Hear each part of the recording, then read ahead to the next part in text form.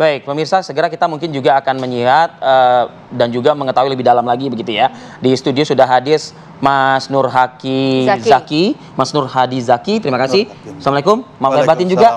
Masih bulan Syawal ini soalnya. Ya, mohon maaf lahir batin. Agak mengejutkan ya, Mas Zaki, kalau misalnya kita mendengar serangan Iran terhadap Israel ini yang kemudian mengejutkan juga beberapa negara Arab kan begitu ya. Nah, sejauh ini yang ditangkap oleh Mas Zaki melalui pemberitaan-pemberitaan begitu, sambil kita menunggu tayangan Al Jazeera Arabik ya, apa yang bisa disampaikan Mas Zaki? Ya, jadi yang pertama begini, bahwa konflik Iran-Israel ini kan sudah cukup panjang ya. Hanya memang ini baru pertama kali dalam sejarah konflik Iran-Israel serangan secara langsung ke wilayah Israel, langsung dari Iran. Karena selama ini kebijakan luar negeri Iran terhadap Israel itu ada dua. Yang pertama ya politik retorika, pengecaman segala macam terhadap aksi-aksi Israel.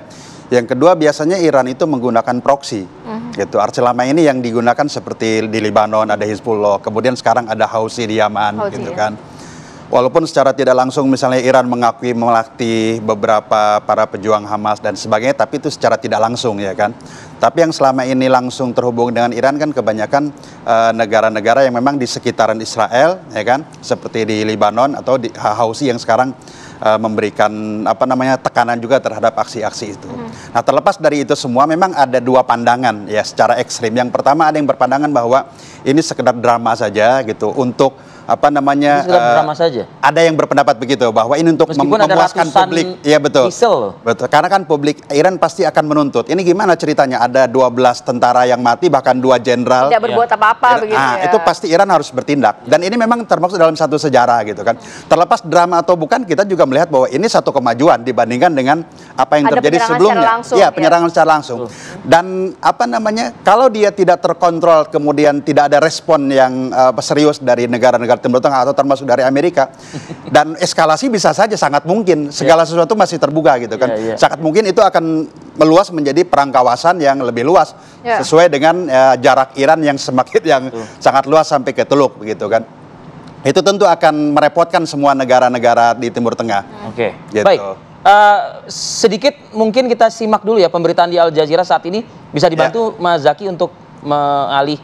Ya, jadi ini Iran mengatakan bahwa kami tidak bermaksud untuk memperluas serangan. Jadi kemarin sebagai serangan balasan terhadap apa yang dilakukan oleh Israel di konsulat di Syria.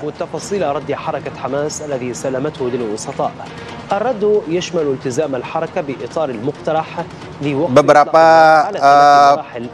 perundingan ya, perkembangan perundingan yang selama ini sudah digagas untuk perdamaian sesuai dengan resolusi Dewan Keamanan PBB terus dilaksanakan. Sementara berita yang lainnya, ini ada beberapa aksi ya sebelum aksi-aksi dukungan ya. Nah, ini ada beberapa warga yang dari selatan mau kembali ke arah utara karena ini hari Lebaran ya, mereka ingin berkumpul dengan keluarga tapi diserang dengan tembakan-tembakan pesawat.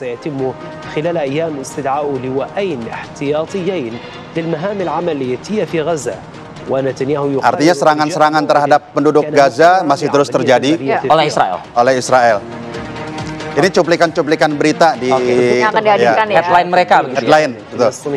Nah, tadi kan juga sudah sedikit dibahas oleh Mas Zaki terkait serangan Iran langsung kepada Israel begitu ya. Apakah eskalasinya akan cukup besar nantinya, karena dari pihak Israel mengatakan it's not over begitu ya. Akan seperti apa, kita akan bahas selengkapnya sesaat lagi, tetap bersama kami.